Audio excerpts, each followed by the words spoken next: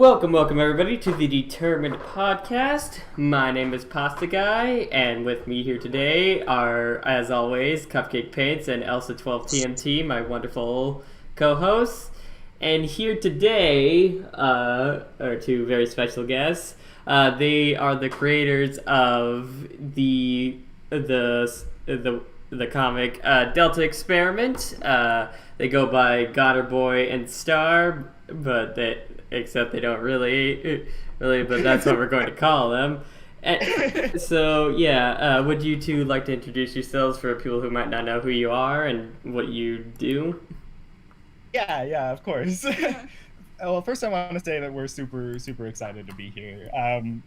Like we said earlier, all week, this is the only thing we've been really excited about. Oh, for sure. I'm Goner. I'm the one who writes and draws the comic, although me and Star both kind of come up with the story together. Yeah, I'm Star. I don't know what else to say. I'm just kind of there to help bounce back ideas and kind of help with where the story. So you're like the beta? Yeah, I get to test everything out before it goes out, I guess. Yeah, she's a genius. Not as much as you. You draw the whole comic. Shush. I just watch you do that. Semantics. No, but really though, every time we'll be coming up with something, I'll always say, "What do you think of this?" Or we need to have this character come in. How should we do their introduction? And she'll be like, "Oh no, we need to." Yeah, we talk about this stuff a lot. All right. Yeah. I've heard that back in the good old fan fiction days, the really back in the day ones, because nowadays we still have betas that do proofreading and just general editing or whatever, but there also used to be alphas that were the right hand man for pretty much the entire story process. So I think it sounds like you would be an alpha, but for a comic instead of a fanfic. Yeah, I'll take that. I want to be an alpha. Yeah. Beta tester. Yeah, there you go. Yeah. All right. So we have a couple of questions that we're going to ask you, and also we'll be taking some questions from the chat. All you wonderful people here, don't be afraid to ask something. We don't bite, but yeah. As I always say, chat, this is live for a reason, okay? We want to interact with you. Yeah. So. Very good point. All right, so let's begin. All right, our first question is probably one of the easiest questions to ask. How did you come up with the idea for a Delta Experiment? Okay. Well, that's kind of a complicated question, actually. It was easy to ask, though. Yeah, for sure. I guess it kind of goes back to when the tweets for Deltarune came out. I remember it was the day before Halloween, and I saw that there were these tweets on Toby Fox's Twitter that were from Gaster, and that moment completely had me floored to the point where it said come back in 24 hours, and I woke up at 6 o'clock for me just to be there when the event happened. I was super intrigued by all the survey sort of talk and the idea that Gaster needed to gather information from us and make a connection, and so that's kind of where the concept of Delta Experiment came from. Where it's Gaster has contacted these humans from the world, and they're interacting with the story. Of course, there's more to it than that. There's all the role play stuff that we did, but Yeah, I don't know if we want to get into that right now. Or I mean, by all means, it's kind of one of the most interesting facts that about the story that it had come out of you guys. That you guys came up with it when, role playing in Minecraft. Well, yeah. So let me see. So first off, Goner has always been like really interested in Gaster and like the followers, like things that happen with all the fun values. Like he knows like all the special rooms and stuff, which is more than I can say. And so I guess he just wanted to create like a Minecraft server where you could roleplay as Undertale or Deltarune people. Right. So this was back a few years ago. Actually, it was when I was 14 at the time. Yeah, that sounds right. There's a Minecraft server called Hypixel. Oh yeah, I was on there all the time back in the day. Yeah, it's a good server. But they have this thing called Hypixel housing, and people can make their own sort of houses, whatever they want to. Mm-hmm. And it kind of became a trend for people to make Undertale like roleplay maps where people would go and pretend to be whatever character they wanted and make stories together. And so that's actually where the whole kind of thing started. This was back before Deltarune came out. But I would play on there as various characters. And eventually I decided, since there's a lot of people that are using this kind of wonky system to their advantage, why not make it like a dedicated server that's, made for that, rather than having one plot that people are cramming all these locations into. They'd have like Snowdin, and then they'd have like Waterfall, and that's about it. I decided, might as well make an entire map out of it. So I made it. I invited a few friends over, and we would play on it.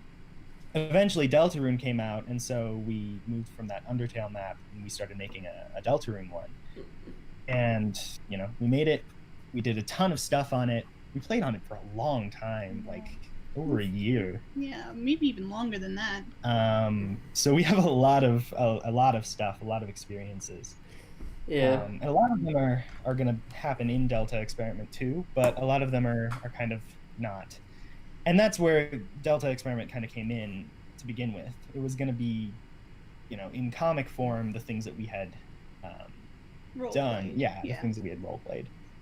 Where I had two other friends.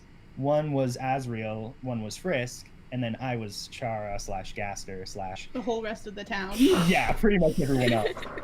It sounds like those. It sounds like when the Dungeon Master Dungeons and Dragons also wants to have a character. Yeah, it kind of was. The reason for that, let me get things straight. It wasn't like I wanted to be everyone and I didn't want them to be anyone. It was more like we needed to have a character come in, and it was like, okay, who wants to be it? And everyone would just be silent, and I'd just be like, I guess I can take it. And so I'd be the character, and they're like, okay, you're doing a good job. You get to be this character now. And it kind of just evolved from there until I was pretty much everyone. You're doing a good job. You get to be everyone else. Yeah, it was hard. It's not an easy task to roleplay as like 5 characters at once at any given moment. Yeah. But especially I would imagine like in a like gaming server or whatever versus through like text chat, Right. would make it especially difficult. For sure, because everything's much more in real time there. It got to the point where I got really good at like switching text colors and like switching skins really, really fast, so that like people could tell who was talking even without me writing like who was talking at any given moment. Dang, that's hardcore. I'm Oh sorry. yeah. That's pretty hardcore. Thank you. But eventually, Star wasn't here during any of this. Well, she was there at the beginning. I was watching, so I don't know if anybody knows this, just putting this out there.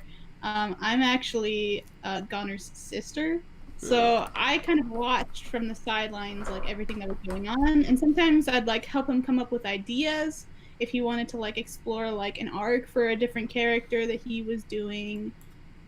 But I wasn't involved in like the roleplay specifically, which is why I can't tell you a whole lot about the Minecraft server. Yeah. Right. I never really did like Minecraft roleplay when I played it. Funny thing, like this is like a bit out of podcast stuff, but the reason why this was a bit later than it was than I thought it was going to be was that I was off at my uncle's house for the weekend, and one of the things about it was the internet there is not really good, so my entertainment options were pretty limited. I mean, I had internet on my phone because I had data, but for my computer, I had basically nothing. So you know what I did? I was like, you know what I haven't done forever? I went and booted up Minecraft, just opened up a new world and just started going from there. And I've done Yes. and I've done some crazy stuff already. Like, firstly, the seed that I got was freaking crazy. Like, Oh dear. like I was in this. So I'm in this like. So the place I spawned at was like this.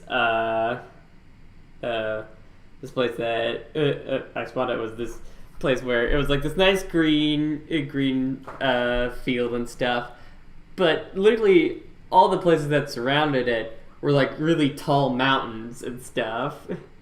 And Oh, whoa. yeah, and also in that flat field area, there was this big ravine, and I'm not talking like, oh, it's a ravine. Like, it was like a double ravine that led into like an abandoned mine shaft and all. Heck.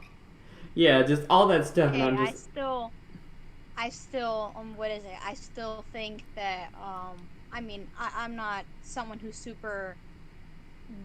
I don't know a lot of Minecraft terms. Let's put it that way. But like, when I spawned a world for the first time, like for myself, right? Mhm. Because I would play with my brother a lot. But when I spawned my own world, his mouth dropped because I had like a whole what's it called? There was like a cave nearby to, you know, where you could go in and like mine stuff. There was a whole ocean, a whole long beach, a really big woods, a easy way to get to mountains, and it was just like, heck yeah, I'm near everything. Mhm. That's So you know, awesome. I just set up like a little hut or whatever in the middle, and I just get to enjoy being around like anything I could need. I didn't even, I of course, you know, I'm very ignorant when it comes to Minecraft, but I didn't even know that like there was like big ocean like that, Mhm. and I was like, oh sweet, and then there's like a whole swamp and things like that nearby, and my brother was like, I'm so jealous. I'm so jealous. And I'm like, hey, I mean, I'm not saying you can't play. Go ahead, grab a controller, you know what I mean? So, yeah. Yeah, it's true. Um, It's just so weird that you guys are So he talking pretty about much just, like, Minecraft. abandoned his Yeah. worlds and started playing on. It's just I just say that because it's just the weirdest thing because I just recently got into Minecraft. Or Oh, dear. But more or a better way to say this is I've been into Minecraft for a while, but I just That's- recently got the computer version. Yeah, she was playing on console for the longest time. Yeah. Oh, dear. Still, like, Java version, best version, fight me. Just joking. Yeah. Anyways, I know we could probably talk about Minecraft for hours, but Yeah, it's that's true. unfortunate. yeah, yeah, But yeah. but yeah, I never really role played. I'm not really a big role play person. Yeah. I've roleplayed like I want to say 5 times, like properly. Which, Yeah. considering I've been in the in fandoms for like a while, that's pretty low. Yeah, I thought he would be a big role player, honestly, like especially back in the day. But No. Well, I used to be. I'm not really so much anymore. I haven't for like over a year. hmm. But certainly when I was running that server, I was. All right. So, building off of that,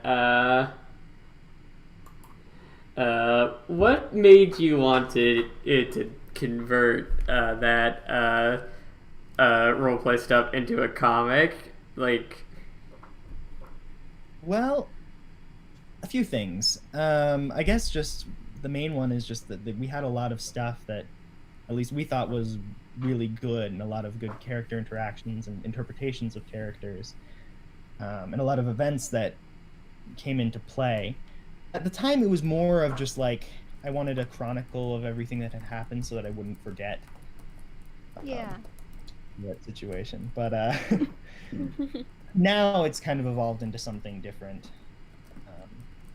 And that kind of has to do with the decision to reset the comic as well. Mm-hmm. But that was mainly the reason why I wanted to make a comic out of it. I thought that, you know, we really enjoyed the things that we had come up with, and I thought that other people might enjoy them too. Yeah, you were like, compared to Undertale, there wasn't as like many comics as there were for Deltarune. Like I swear, like during the heyday of Undertale, it was like we were getting a new like popular comic like every other week, but So, Yeah. this week it was Ask Frisk and Company. Next week it was Drunk Kara. yeah, it's true. But Yeah, I remember all of those. There were all the friggin' Lover of Piggies comics. There were all I the. remember back in my day. Back in my Reggie. back in my day, we didn't have no fancy smancy Sans comic TV. We watch comic dubs from Starbot Dubs and 2 all-nighters. Oh, we had to read them ourselves. Oh dear. I feel old. Hey, don't worry. You're with old Everyone's people. old nowadays, because so much happens at once. Yeah. 2020. But I just think, Yeah. what's it called? I don't know. Like, even you saying that like your comic concept, what is it, was born from an RP kind of a roleplay kind of. I don't know. It makes me nostalgic, not because I've done it myself, but because I can just think of like so many like AQs and stuff that spawned from roleplay. And like, hey, what if we like made this into like a really another thing, you know what I Yeah. mean? And like, I know this is terrible, right? If you know what this is, I apologize. But like my first thought is I think of like PapChat, which is like not even a proper role play, but it's like people throwing around ideas. But like but all of the people that are having the conversations are writers, so it's like ooh, really good stuff, and you're just like, oh, I hate this, but I love this. Yeah. interesting. Never heard of that, but that sounds interesting. Yeah, I never heard of that either. You know, Basically, to sum it up in the most, how do I put this, in the most upbeat and positive way, it's just how many ways can we screw over Papyrus? wow. That's really all it is. It's just so terrible, but it's good. It's Not like my bony baby. like- Yeah. It's like I thought it's I like was a supposed to be the random- depressed one. Just Sans in there. like Speaking of. Go ahead. like PapChat is really just like a messier, more random version of Flowey's Not a Good Life, really. Wow. Yeah. Because I read it's that not somewhere. like it's not like a story that's like written out that has a bunch of plots. It's just like a bunch of concepts labeled as the PapChat. Mhm. Interesting.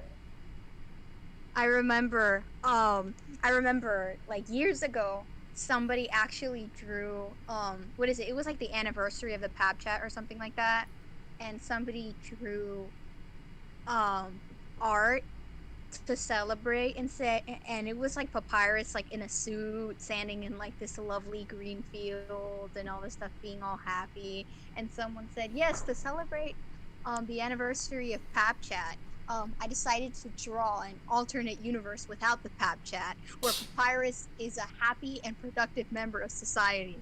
I'm just like, wow, Wow. that's horrible. It's like those But those pictures like you know, like those jokes that you see every once in a while of like that one like super futuristic city like what would happen if we changed blank about society? Oh yeah. But yeah, when it comes to writing, like the reason why I got into writing, I know this is gonna sound weird, but I kind of felt like I was like there was an obligation that I had to write my story because no one was doing no one was doing like the stuff I was doing, at least what I could find from. And I was just like, I need to do this. There's no one else is doing stuff like I am and all that. But of course, I got more into it and I realized, oh, there's plenty of people doing it, just not in the way I'm doing it. Yeah. Well, I mean, everyone has something special to bring They to the always say, table. don't write what you want to write what you want to read. Yeah. Sorry. But yeah, that is a saying that exists. That is probably one of the I'm sorry, there's a lot of them. But what is it? That's something that I've tried to keep in mind when cuz I'm one of those people that is a huge brainstormer, idea machine. And I look at my long list of things that I want to do and I'm like, okay, but what if this would I actually read my own time? And that is the thing that I have to use to help me cut down on I'm not gonna do that, Right. because I want to do everything, but I'm not immortal. So yeah. That's a good point because honestly, me and Star have Yeah. lots and lots of stuff planned. But honestly, much of the writing process is less of figuring out what to put in the story, and more about figuring out where to put things in the story, and a way to condense as much as possible into as little of a time as possible, so that you can read something and you get a lot of stuff out of it, even though it only takes a couple panels, sort of thing. Yeah. Yeah. For one. Yeah, so the just how just your comic, and not gonna lie, kind of scratched the need / want that I had.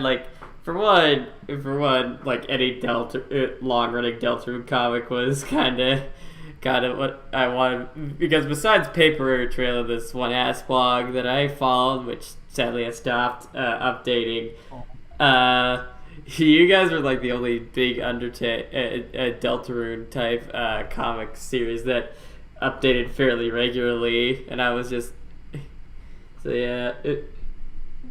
Thank you. I mean, I wouldn't say big comic, but okay, one that I read. Yes, and I'm very glad. It is well made though. Yeah. Oh, thank Yeah, it is really well made. You guys should have more followers than you do. Oh, Well, thank you. you're too kind. Yeah. The rebooted version is definitely going to be better than the first one, though. Right now, we're just kind of retreading old ground, but when we get Okay. on the new stuff, it's going to be really good. Oh yeah. Nice. I have a for real. personal question. Go ahead. So MK Yes. Monster Kid, as people know, is one of my favorite characters, and he made a nice he was a good part. He had a good part in the original Delta experiment. Is sure. he going to have a good part in the reboot as well? Heck yes. Yay. Honestly, Monster Kid is one of my favorite people. in Oh this yeah, comic. And he's Yeah. so underrated. I love the little guy. Here we go. So we've got the pasta squad of as real lovers, and then now we've got Cupcake's MK club. Yeah. Heck yeah. Join the MK club. Club MK. I'm glad the name MK is catching on, because that's just kind of what I like to call him. Yeah. Just Yeah. short for Monster Kid. Yeah. We literally have no other name for him. Exactly. I just think it's cool. I think the funnier thing is like some people have like tried to hand wave like no he has like this long complicated name so he just goes by Monster Kid. I just think the funnier thing is just like he is literally just called Monster Kid. Yeah. Just For saying some that, monster like, kid. yeah. But imagine if MK were actually his initials. That's what we were doing actually. We're gonna have him. Kid is his last name, Kidd. Ooh. So his name is M Kid. We don't know what the M stands for yet. Maybe something maybe something embarrassing, so it would go by MK instead. I don't know. Exactly. He's Yeah. like, you want to call, yo, dudes, you want to call me MK? I've always wanted people to call me MK, sort of thing. Yeah. Yeah. And I think you're gonna be very pleased because he's actually gonna be in the next post that we do. Yay.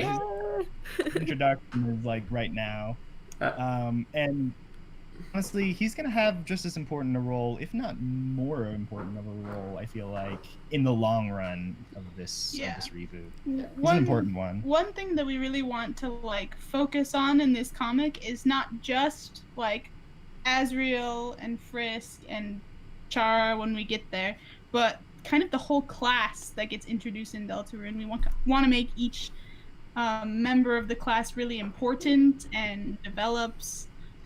True.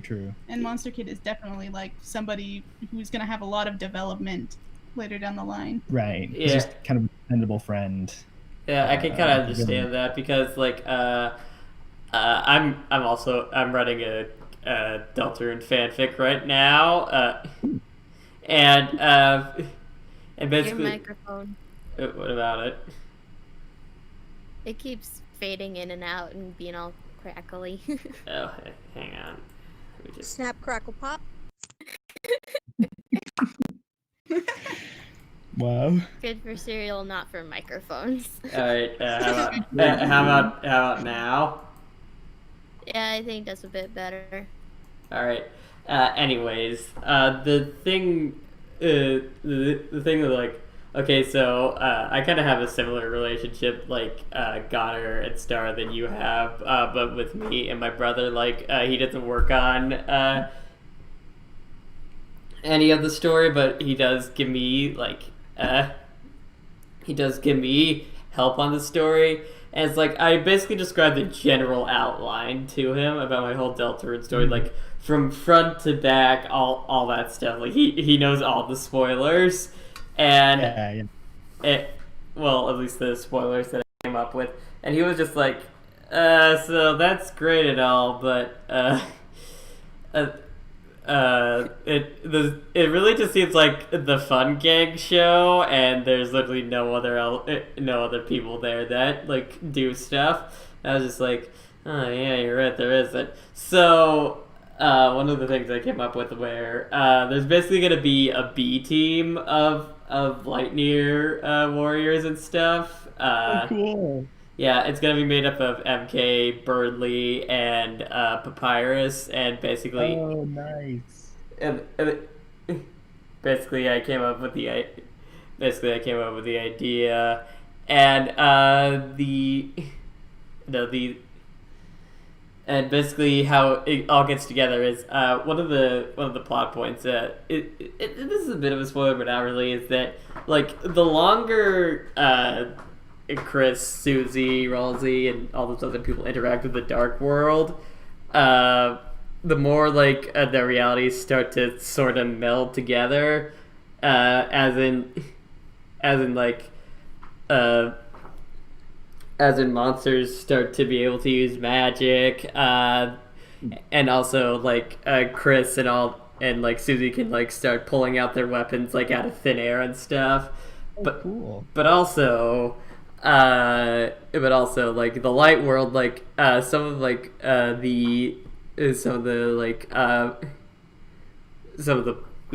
parts, like some sections of the Dark World start to come in. And it's like one day it's like starts like where there's like dark black shiny grass starting to grow on someone's lawn and stuff, like the same type of grass from the Field of Hopes and Dreams and stuff. And that causes like that causes like MK to get a bit conspiratorial, like what's going on in the town and stuff, and Yeah. Like, yo, something weird is going on here. and Burnley, yeah, and Burnley being kind of the big nosy jerk. He's just like, yeah, I noticed this stuff going on too. And it's like maybe it has something to do with Chris, Susie, and stuff going off to that closet or whatever. And also Papyrus gets brought in because like the version of Papyrus I'm gonna have for my story, it's basically he's just as sweet and kind as he is in Undertale, but he's much more introverted and stuff. That's Right. and he's just like, well, isn't you? I couldn't help but hear you two over talking, but you're talking about strange occurrences, and then he like pulls something out from his like jacket, and he pulls out like a star candy, and I found this growing on a tree and stuff. So yeah, they basically end up in the dark. They somehow end up in the dark world thanks to all this. I'm not sure what they do when they get there. That's kind of the problem I have. But hey, I'll figure it out eventually.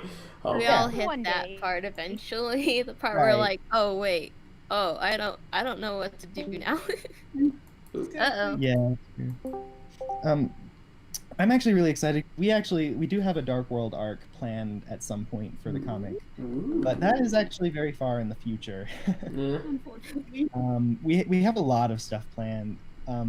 With regards to Papyrus, that's one of the things that we didn't get to in the first draft of the comic, Yeah. and so his introduction is going to be really fun.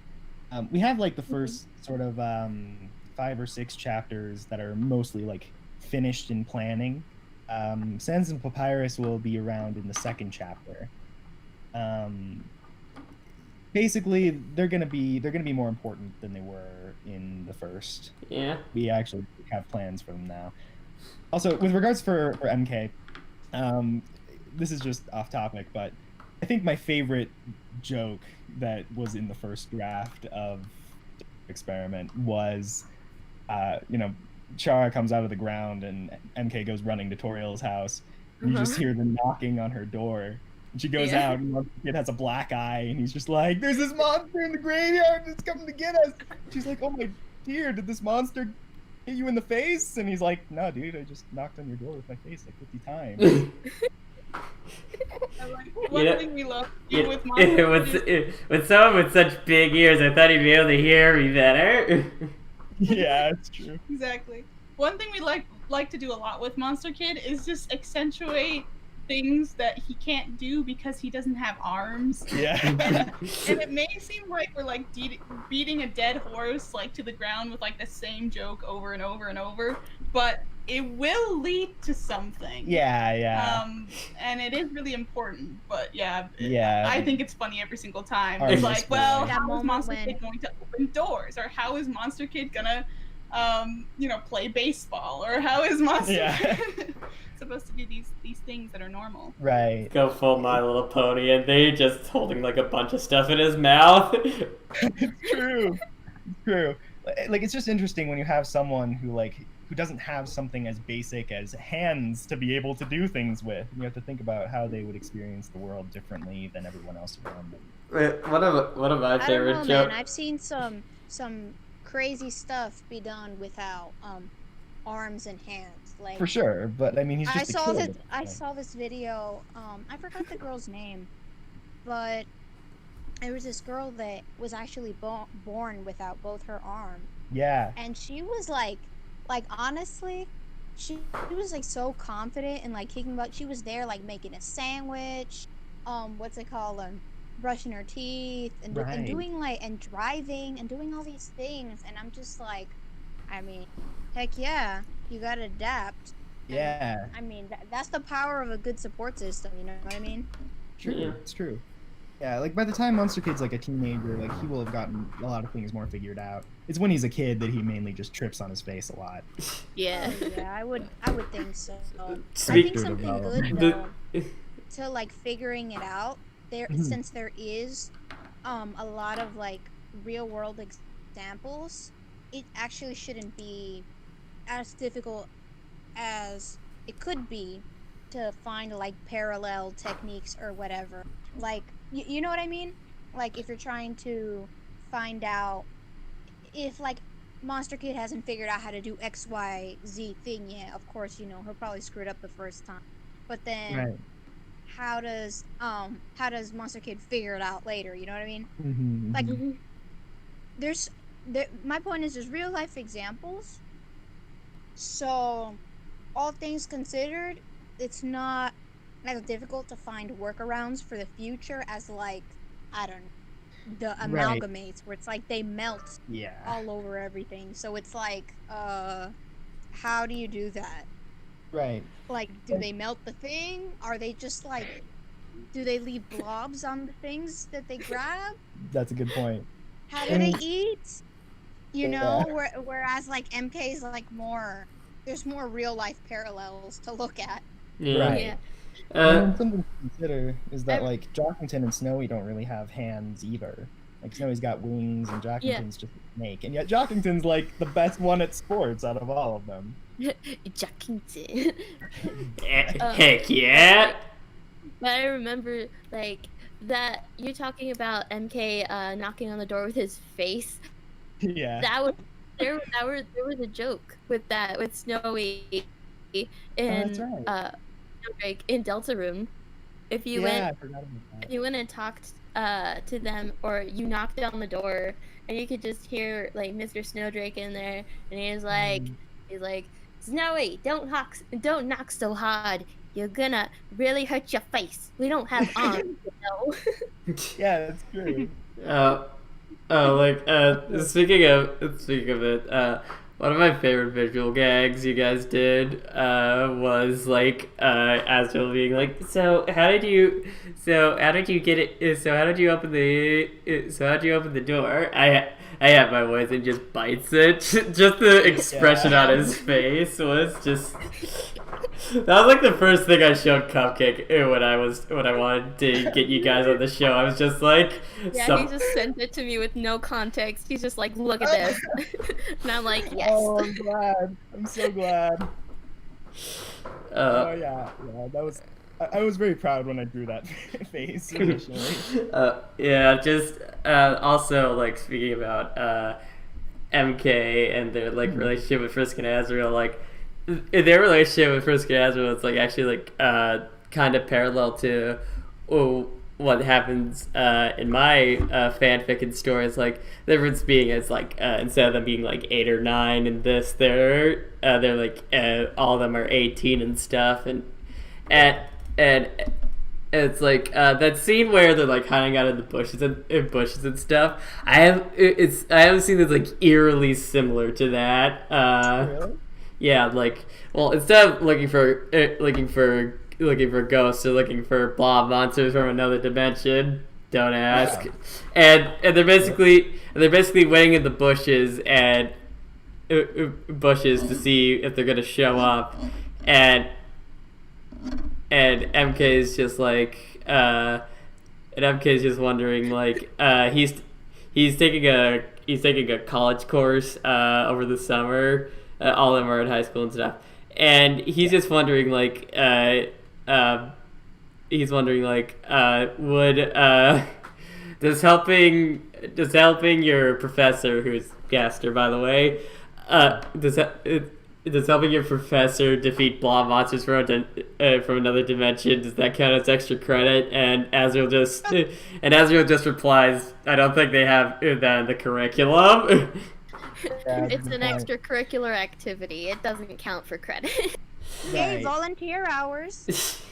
Gaster like, well, MK, you were going to fail the class, but then you helped us beat up those blob monsters, so... Scratch my back, Yes. I scratch yours, right?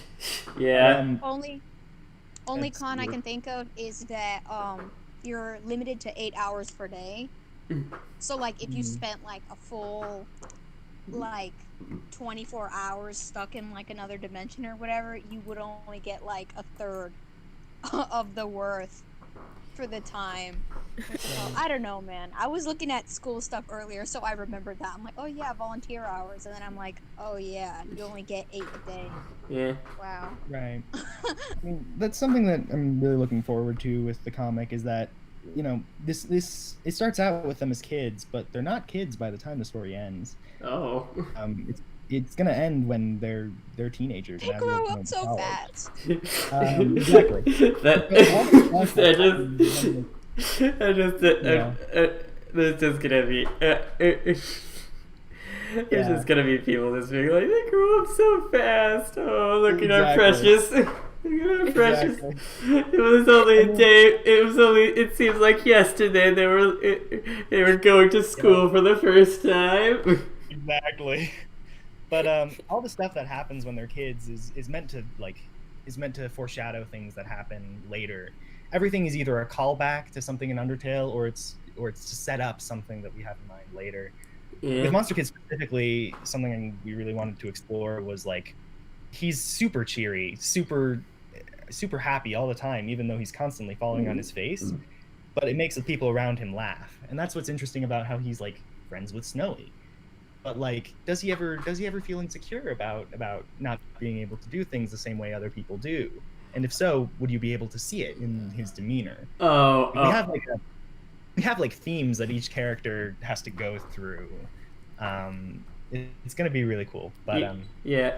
Sounds really cool. Yeah. Okay. Yeah. Okay. So this is gonna be a slight bit embarrassing, but so MK is like friends with Frisk and Azrael and everything. One of the themes that I briefly brushed upon, like in the story, was like he feels inadequate for having friends. It's like, oh, one of them's like the Prince of all monsters, and the other one helped like free all of monster kind, and I'm just me. What the flip am I supposed to do? He basically feels guilty somehow for not being like amazing enough to be like friends with for such important people, and Self-worth issues. Yeah, and he it's like, wow, I'm so pathetic compared to everyone else. Yeah. And the funny thing about that,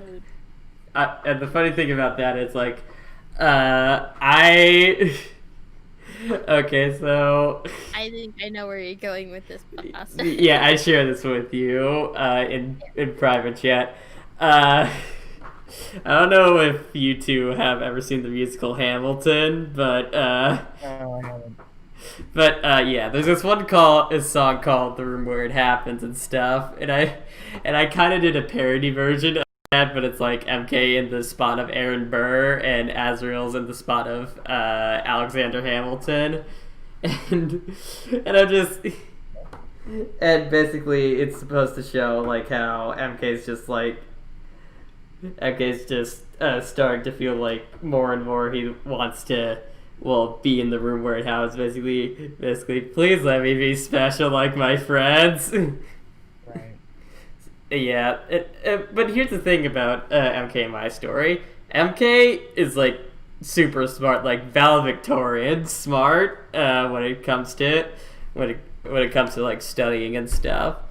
And one of the reasons that he is like that is because of his insecurities, but he is just naturally talented and gifted when it comes to book learning. And like Azrael and Frisk, they do pretty well and stuff. MK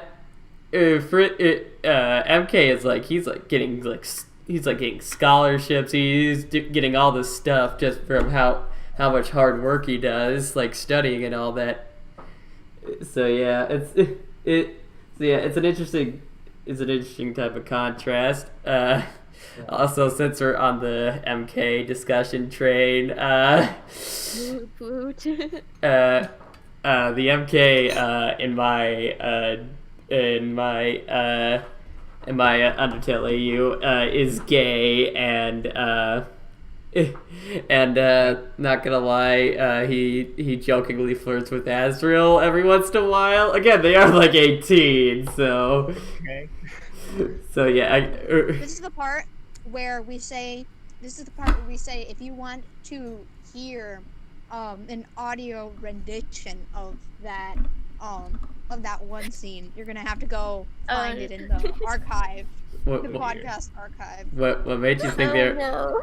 What Elsa? What made you think there was only one scene? That was just the one scene I Oh, I'm want. not saying that. I'm just saying if you want to get like If you want to hear tad one of the bit scenes. of the flavor, you Yeah. know, a sampling. Well, Who doesn't? As for the friendly goat in the chat, who doesn't want the goat? Anyways, oh dear. let You I spelled just goat realized wrong. He is the goat. we've been talking about the same question for like a long time. yeah, let's move on. Yeah. Speaking of Azrael, actually, what made you decide on Frisk and Azrael being the main characters? Good question. I guess the decision is because, like I said, like it started because we were all three of us picking different characters. Funnily enough, neither Frisk nor Azrael were any of my characters, but they are now. So They have mind to control. no, but it's kind of like the equivalent of Chris and Azrael. That is something that like is going to be interesting in here. Is that you could easily make a story that's like Deltarune before Deltarune, where it's like Chris and Azrael's childhood. But this is a little different, where it's Frisk and Chara are separate characters. And what are the ramifications of that? How is Frisk going to interact with Chara? How is Chara going to interact with Azrael? That's kind of the main reason. Other thing is that Frisk, this isn't something we haven't really gotten into in the comic yet, but in the original version, it was kind of just, it was a chronicle of what we did in the role play. And so the idea was that there were these three participants who were inside of the souls of the three main characters.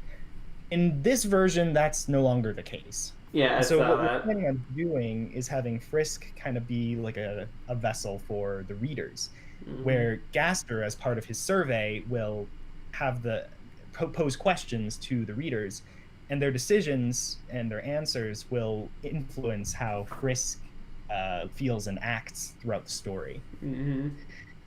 And so they're going to have a little bit of like a say in which direction the story goes. And Chara is going to have an interesting role with that too, but I can't really say super much about that without being spoiler. Yeah. Spoiler. Imagine having your thoughts and feelings controlled by a bunch of strangers, Exactly. interconnected through like a whole, the internet. Yeah. Yeah, That's with a pretty- device on Frisk's soul. Then again, that's basically what Ask blogs were like. Yeah, a little bit, but a little bit different. Yeah, It'll but only be like most ask blogs don't actually manipulate your emotions, yeah, it's true. I don't know. When you said that, it's like my mind is like, wow, that's really cool, but then the other part of my mind is, wow, that's so dark. Exactly. That's creepy, man. That's why the story begins with Gaster in like a surgical mask with like a syringe, and Yeah. Gaster's gonna be super interesting to get into. He's probably one of my favorite characters in the whole comic. sure. His motivations Uh, and his desires are gonna be very like we're really gonna show how he kind of inches his way into every corner of the town. yeah. But, side note, speaking of the syringe, Frisk has a bandage on her arm because from the shot. Mm-hmm. So like, I don't know, like it's just we like putting little details like that like don't necessarily say what happened, but like it's kind of implied. Yeah. Like it's just like what I saw like Frisk and Azrael being the main characters and stuff.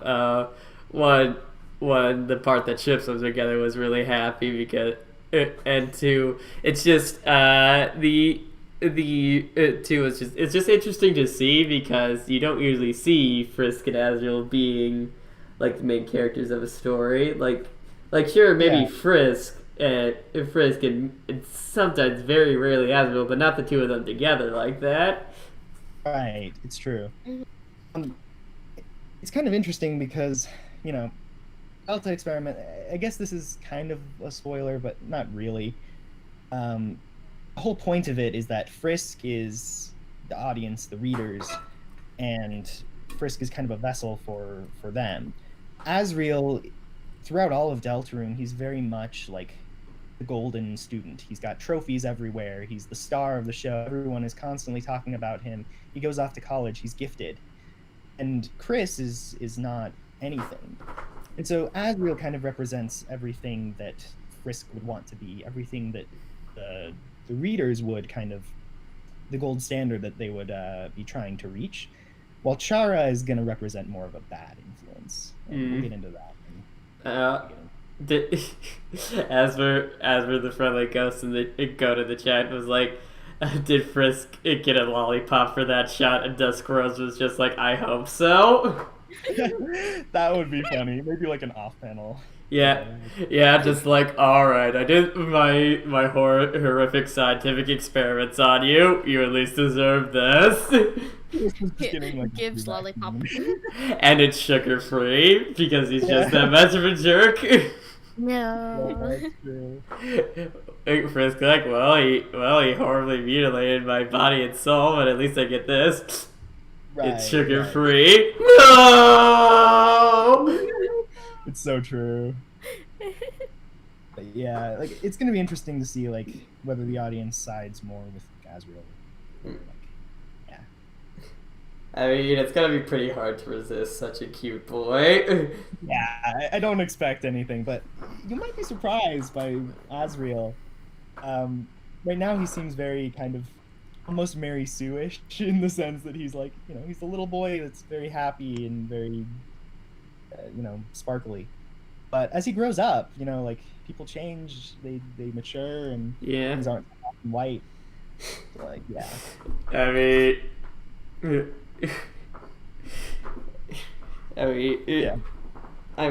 I'm also I wrote another Deltarune story.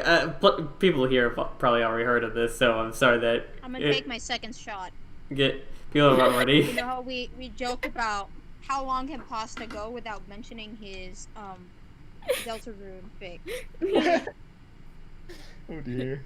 Well, it's another one where this one's already complete, and it's just like 4 chapters long. It was called The Disappearance of Frisk Dreamer, which, yes, is based off the title of The Disappearance of Haru Suzumiya. If you're into anime at all, you would probably know that. And basically, the conceit of it is like Asriel at the end of Undertale, Asriel goes to lay down and just wait for himself to become Flowey and stuff again. But he just he lays down, but instead of waking up as Flowey, he wakes up as his college self in Deltarune. Yeah, it's almost like growth spurt. But it's slightly different. And basically the whole story is him trying to figure out how to get back to his world and how he got how he got there and stuff. And cool. It's honestly legit right now. That's my favorite story. That's probably the best story I've made. My favorite story is Out of the Void because that's the most work I put into and all that. But probably the best story I've made so far is The Disappearance of Frisk Dreamer. It's a short, succinct story that goes through that deals with a whole bunch of different topics. And right. But anyways, actually relating back to what you were talking about, one of the things I wanted to do was one of the things I tried to do in that story was kind of try to convey what type of person this college version of Asriel was, right. even if we don't actually really see him at all. We get hints of what his personality is through the story. Exactly. One of the small things about it is Undertale Asriel looks through his stuff and he sees that he has a bunch of pictures of nebula and stars. His computer, his phone background is of a starry sky and stuff. And there's And also, like, he runs into like classmates of his talking about like how he's in the like the poetry club, and also he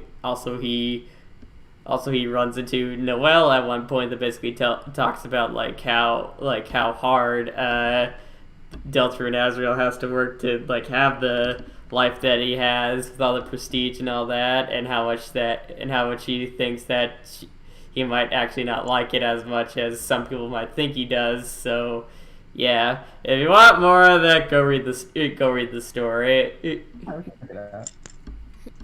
Food for thought. Might possibly be converted into comic form at some time. Wink wonk.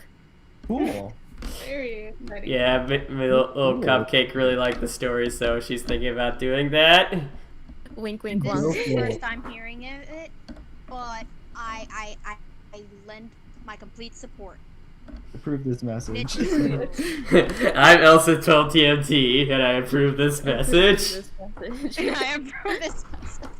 Yee. Alright, well, let's get on to some more questions. So you're, like I said before, you're one of the few long-running Deltarune comics that I've seen.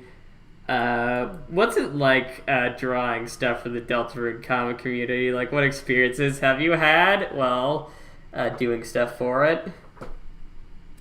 Like what is it like to draw the comics? Yeah, and yeah, what type of interactions have you had with the people that are fans of yours? Oh, okay. Sadly, not very much. People who Delta Experiment, isn't the most. It's not the most popular comic. Let's put it that way. Yeah. Which I'm fine with. Honestly, I'm really making it because it's, it's something that me and Star have been working on, and it's something that we've spent a lot of time in crafting, and it's something that we would like to see completed. Not many people have really responded to it. There's been a couple of people who say like, oh, maybe we'll do a comic dub of it, but like they haven't really responded to that, and so like it's not really I haven't really interacted much with much of the Deltarune community in terms of Delta Experiment, which is kind of sad. Yeah. Hopefully if the comic continues, it'll gain a little more traction. Yeah, hopefully this helps it a little bit, just a Yeah, I tad. hope so. But you people in the chat, you better go read this story. Go right. read it, go watch it, It go literally took me follow. like 5 seconds to read the what's it called, the reboot. Yeah. I was very it's true. surprised. I'm like, oh, okay. Yeah. Let's go. Yeah, guys, it's the perfect time to start reading it because it just got rebooted. So yeah. Yeah. I guess like once again, like we're gonna have more audience participation as time goes on because we're gonna have choices that the audience has to make in order to decide the course of the story. And I feel like when it comes to that, there'll be more interaction from people. As it is right now, sometimes mostly people just comment about how cute Azrael is. Yeah. Also, It's like 90% of the comments is just like, "Oh, your Azrael's so adorable." It's like, yes, he is. I should hope so. No, that was intentional. Yeah, pure boy, ooh. it's true. But, yeah. Alright, anyways, what made you decide what elements from Deltarune, from Undertale, along with Deltarune, did you decide to include? Like, was there a process, or was it just whatever the heck you could, come up with? Well, I mean, of course, Goner can say more about this, but we kind of want to incorporate as much as we can. Yeah. Like any sort of dialogue, like having things from Undertales be like parallels to things that happen in this comic. I don't know if you want to elaborate on that. No, yeah, for sure. Honestly, like, it's kind of like we went through Undertale and we went through Deltarune. We went through all the connections that are already there, and we said, what more can we do with that? Like, kind of just went over every character and said, okay, in Undertale, they're like this. In Deltarune, we know this and this and this about them. What other things from Undertale can we carry over here? An And example? do I have an example? Well, Frisk and Chara being separate characters for one. You know, like we had, you know, spent many a night wondering about what Chara was like as a human before dying, and so we had developed this kind of character, and we had wanted that character to be in this story, and so, you know, split up Frisk and Chara, sort of thing. Sans is another one that is going to have more ties to Undertale. There are going to be some ties to Undertale. Mainly, it's just going to be like references. Like Temmie will like set up a cardboard box stand outside the mall. That'll be like her Tem shop, or like stuff like that. Or like most of it is like thematic things and like character personalities, and with references from there. Like River Person's going to be like the bus driver. Oh my god, that's perfect. I love that. Tra-la-la. Tra-la-la, to school you children go. Genius. The wheels on the bus, tra la la. Exactly. The wheels on the bus go tra la la la. Exactly. La la la la. Exactly. Like they're gonna have like a blue like hoodie and like sweatpants. But yeah. Still can't Yeah. see. I think one thing that we're really trying to get from both Deltarune and Undertale are kind of like the overall like feelings.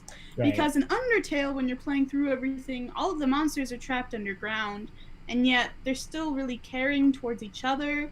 Like they're willing to help you once they realize that you don't want to hurt them. They're all very close knit, and they're friends.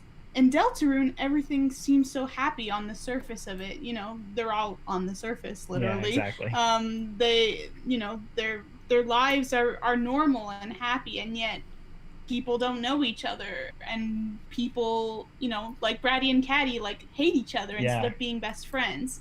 And so we want to take kind of that feeling of everybody's kind of separated from Deltarune and really play with that until we get more of like an Undertale feel that like things are actually good. It doesn't just seem good, but it is good, if that makes sense. Right. Like once you first see the town, your first thought is like, wow, everything's fixed. Everyone's on the surface, everything's happy. But you quickly realize that like that's not the case. Like Snowdrake's dad is kind of mean. Like Bratty and Catty hate each other. Alphys and Undyne don't know each other. Mettaton's a nobody. All these things, like, I'm gonna see them evolve over time. I'm really excited for Mettaton in particular. Darling, it's going to be fantastic. Oh yeah. It's interesting. He's I don't want to say too much. Yeah. He's when he comes to the town, when he makes it big, it's gonna be really important. Yeah, there you go. It better be important. It's Mettaton. If Mettaton does anything, it has to be important. Yes, but it won't. This is Mettaton we're talking about. Come on. Good. This is the star of the show. Yeah, and yeah, he'll be a little bit of an antagonist actually. But yeah, we'll go through that way later. Ooh, drama. Yes. That Drama, also sounds really Action, bad. drama. Oh. Many It wouldn't tears. be the first time that Mettaton signed up for a public antagonistic kind of role. Yeah. Well, a lot of the story that we wanna talk about is the town itself and the different sort of pillars that hold up the town, because the mayor is going to be extremely important. Noelle's mom, Carol, like we've come up with her character extensively and like her background, like with Toriel and everything, and like essentially it's going to boil down to Gaster, this man with new ideas, has come into this town and is slowly the pillars of the town are starting to crumble, starting with the mayor and then going to the church, and Mettaton comes in and kind of brings commercialism and progress.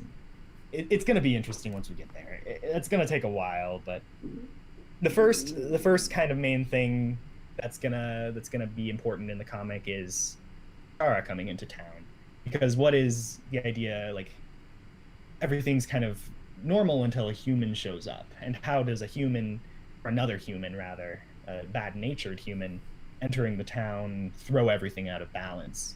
How does it throw Toriel's house out of balance? How does it throw the school classroom out of balance? How does it throw, the mayor is going to be not happy about that. Like, it's going to be, yeah. Dude, Dr. Mac in the chat. I was just thinking about that. Mother 3 as well. Yeah. That's one of the biggest inspirations for the story, actually. Yeah, both Earthbound and Mother 3 extensively. Yeah. But our interpretation is going to be a little different than that, but it's very similar concept. Very exciting. Very. Yeah, I hope so. Like, I am now looking forward to it even more than I was, which. Oh. Yeah. Well, I'm glad. That's good. A lot of the things that I'm talking about are things that happen like when they're more teenagers. So for right now, like Chara's kind of the biggest thing to worry about. I think he'll live in like 3 or so. Something like that. But yeah, chapters 4 and 5 are gonna be great. Be awful and great. Yeah. Right. I just wanted to say one of my favorite parts, like, of the first, I don't know what to call it, the first edition. Yeah.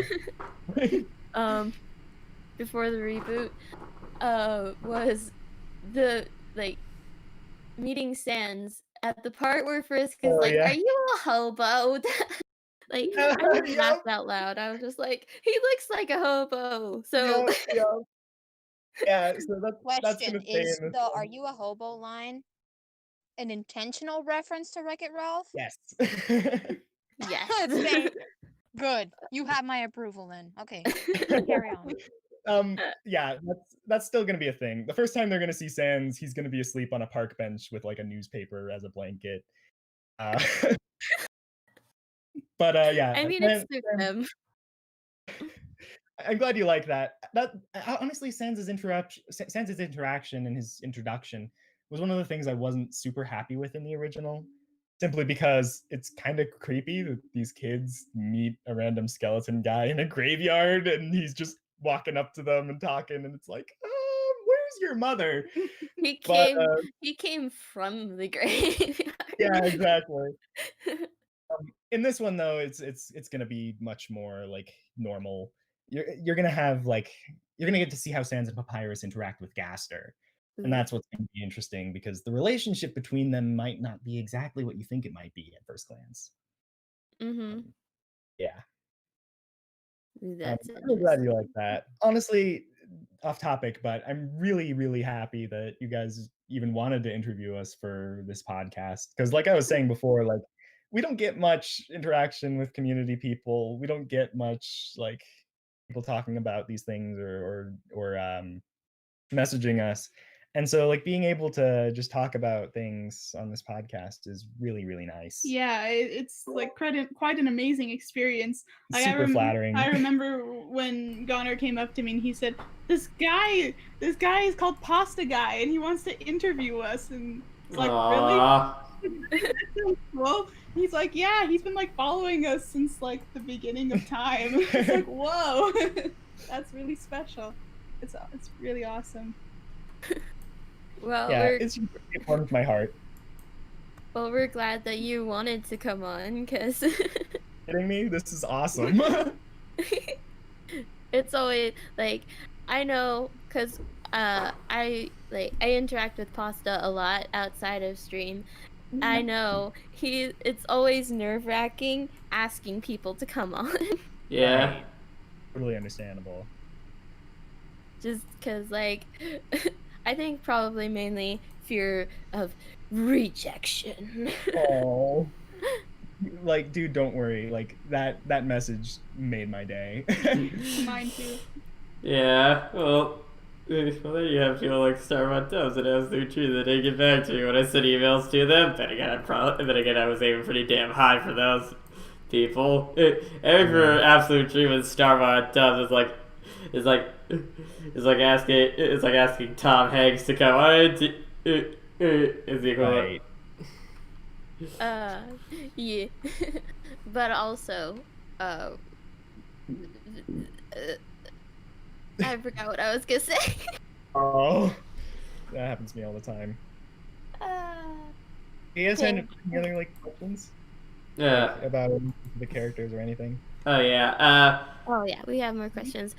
So let's see. Switching out of like just general comic things and into the art. How did you Oh. develop your art style? What What a inspired style. you? You have a style. Honestly, this is probably a boring answer, but just drawing stuff and drawing it in a way that I like. Well, for Do you sure, have it any took a lot of. big Huh? influences? Oh yeah. Big influences. When it comes to art style, I mean, I like Steven Universe the cartoon. That's one. yeah. Heck yeah. Same. What's another one? I When it don't- comes to comics in general, like I guess Brawl in the Family is a really good comic. Yes. For all the family. I didn't read too much of it when it was coming out, but I've heard, but I read some recently because of like some of my favorite Let's Players mentioned it occasionally. People like That's awesome. people like some call me Johnny and the Brain Scratch crew and all that. Right. I'm the only one who knows about those YouTubers, I swear. Maybe. Yeah, I don't know them. Sorry. I mean, they have like a good, decent amount of subscribers and stuff, but Yeah. still, every time I mention them, people are just like, "What are you talking about?" And I'm just like, cries because Maybe I'll check them out. yeah, they're really Yeah. good. Anyways, Yeah, me and Star like binge read like the whole comic right after it finished. But one thing that like really inspired me, like this is more like inspired me to make a comic, but like Brawl in the Family started out as like a super like sketchy the art style was not very good when it began. But over time, like, you know, it had jokes and the art style continued to grow as the comic went on, and by the time it finished, it was very, very well done, and the art style was really pleasing to look at. So that's something that kind of, I guess, gave me the sort of courage to make something, even though like I didn't think my art style was super great when the comic began. So yeah. That's always good to hear that someone else encourages, you know, that idea that you know, there's no time like the present. Like if you don't, For sure. the sooner you put yourself out there, the better, because I mean, the more you do something, you're pretty much guaranteed to improve, you know? For The sure. more you do it. And I need to learn that. yeah, I totally I see that like in so many comics that you look back and it's like, oh yeah, I remember when the comic used to look like that. Oh, Or for I sure. remember when the writing quality used to be like that. For sure. And then Like, I now look we've back- come so far and look at all this stuff. Yeah, exactly. Like I look at the first draft and all the drawings and the writing, and I cringe because nowadays I wouldn't make a page that looks like that. Which is another reason why I'm excited for the reboot. But mm, yeah, Alright. reboot mainly happened for personal reasons. But as someone else who kind of did a reboot of their story,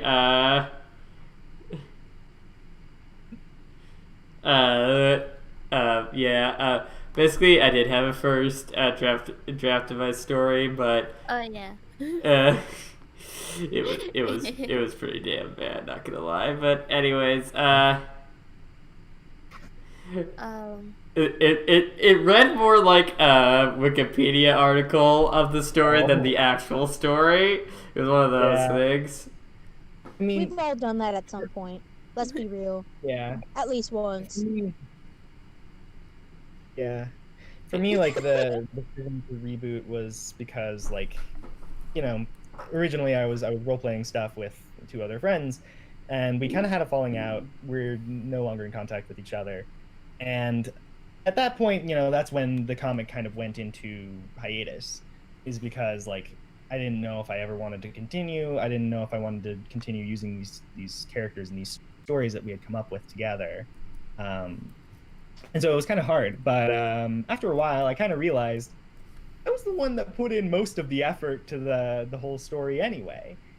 And at the end of the day, these were just as much my characters as they were theirs. And so, me and Star kind of came up with our own version of events. We came up with our own stories that were kind of separate from those. And so that's kind of what this rebooted story kind of represents for me, at least, is kind of like putting past experiences behind you and moving forward onto bigger and better things. And just because something bad happens or gives you a bad memory with something doesn't mean that you should abandon that thing forever. Yeah. And like doing the thing that you care about the most because it's your thing is really important. Like a lot of things that helped us get back into making those comics. Wow, I cannot speak. Comics again was the fans, because there were a few people who did comment and say, "Wow, this comic is really cool," or they asked to like dub it, or they asked when is it coming back, and like like drawing pictures of like his version of like Frisk and these characters. Right. And so that kind of motivated us to start thinking about like not only do we really want to do this, but other people seem to care about it a little bit too. For sure. Like Deltarune, like fan art or anything like that is super, super rare. Like I can count on my fingers the number of times that like people have mentioned Delta Experiment. But it always warms my heart. It always makes my day. I feel like that's something that pretty much every creator feels like. Yeah, just getting good, just getting well written like comics on on your stories and stuff is just like instantly brightens your day. Sure. Yes, absolutely. Mm-hmm. All right, so Tevin Daniels in the chat asks 2 questions. First, should people read the original before the reboot? And the second question is, will some of the classmates travel to the Dark World? Okay, 2 very good questions. Question 1 is, if you want to. I mean, you don't need to. Everything that's covered in the original one will be in the reboot in some form or another. Some things will be cut down for length.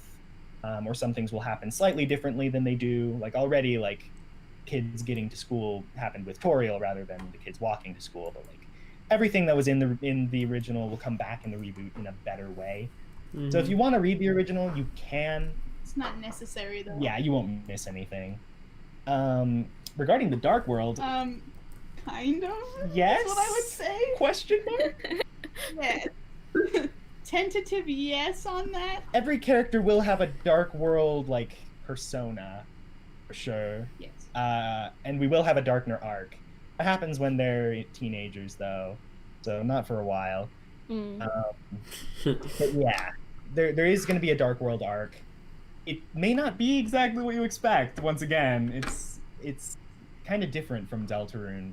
But we wanted to. That's something that we wanted to do with Delta Experiment in general. Is kind of take things from Undertale and Deltarune and bring them back in ways you would not expect, or ways that are different from the main story. And so our interpretation of the Dark World and our application of it is going to be very different than what happens in Deltarune. So, if your question is, will classmates fall into the school closet and end up in the Dark World? The answer is no. But the Dark World may come to them in another way. So yeah. I mean that's more creative than a bunch of other Undertale, Deltarune comic like meshing together of stuff like them. Them just... Hey, I mean, like, if you want to read a story about them going to the Dark World, just read Paper Trails. That's a way better interpretation anyway. Oh yeah, it was great to talk with Lance Griffin the other day about that. Even though like in that interview we mainly talked about Docs of Future Past. 1, because we didn't have time to get to Paper Trail, and 2 because and two, because I only had time to rewatch all of Dogs of Future Past. I wanted to rewatch Paper Trail beforehand, but I couldn't. So yeah. I watched it a few days ago. It was awesome. Oh yeah, Paper Trail is wonderful. I love it. Yes. Um, Paper Trail is so. Yes. Yeah, it's cool.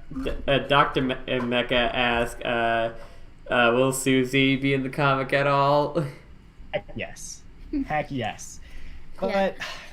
the problem is, in order to do what we need to do with Susie and her role in the story, she can't be around very much until they're teenagers. And that really makes me sad. I know. Like, Big everybody's buff guy. probably going to be asking us for, like, years and years, like, where is Susie? And, like, we really want her to be included. Like, she's one of my favorite characters in Yeah, I Deltarune. love Susie. For sure. Yeah, Susie's... Yeah, benching a character you like never feels good. I mean, it'll be worth No. it, but you're still like, ah, no. Exactly. So it will be worth it, and there will be one point in this kind of when they're still kids that, well, Yeah, yeah, I don't know. she'll have a cameo. Yeah, but she won't get really included until they're older. Yeah. Sorry. But it's worth it, we promise. I swear we'll get to it. Will be huge.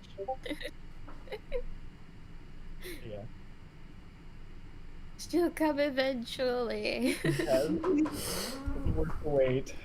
I swear it's like, I also like I also got some comments like that, like with my Deltarune story that I just started writing.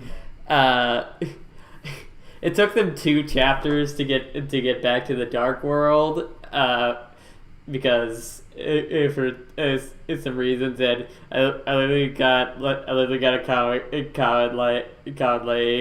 like where's Ralsei? We want the fluffy boy, and I'm just like, Yeah, true. guys, please calm down.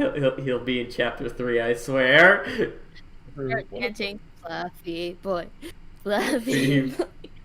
So true. Like, one of the biggest things I've learned while making Delta Experiment is that people really like their fluffy boys. They do. I mean, they are. They are pretty great. As someone whose favorite character is Azrael. I mean, I don't dislike him because he's fluffy. I like him for a bunch of other reasons that I can and have gone on for hours describing. Yep. That's not what this episode of the podcast is about. Maybe if we get, like, I don't know, the creator of Growth Spurt on here. Yeah. That would be awesome. Oh yeah, having the creator of the Growth Spurt AU would be pretty great. Even though I swear most of it would just be like, oh, this thing about Azrael, but what about this thing about Azrael? And Cupcake and Elsa would just be in the background, just like, can we talk, please? Hello, we are here too. Yeah. It's kind of I mean, interesting I'm guilty because, of running my mouth, Mm. so do unto others. Sorry, I only have heard that. Yeah, I'm kind of out of it. it's good. It's okay. Kind of interesting because, Azrael's a very popular character. Personally, Azrael is actually not one of my favorite characters, which is... Hot take. Yeah, hot take. Dun, But, dun, he's very- dun! Don't say that in front of pasta. Somebody cover his ears. I can take it.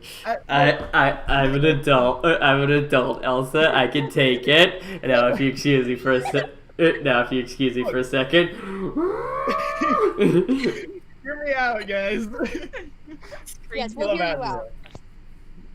Yeah, I love Azrael. He's very important, and he's gonna be present almost constantly through Delta Experiment. He's Frisk's brother. But, like, his role, at least so far, while they're kids, is mainly to, like, provide exposition, because Frisk is mostly silent. And so you need someone that's there with her to comment on situations and to talk to people and to be more extroverted than she is. And so, like, Azrael is really helpful in that regard. Mm-hmm. But yeah.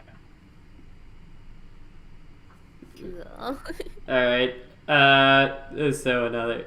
All right. Moving on to the next question. Another question about art. Who's your favorite character to draw and least favorite character to draw? Oh, that's really good questions.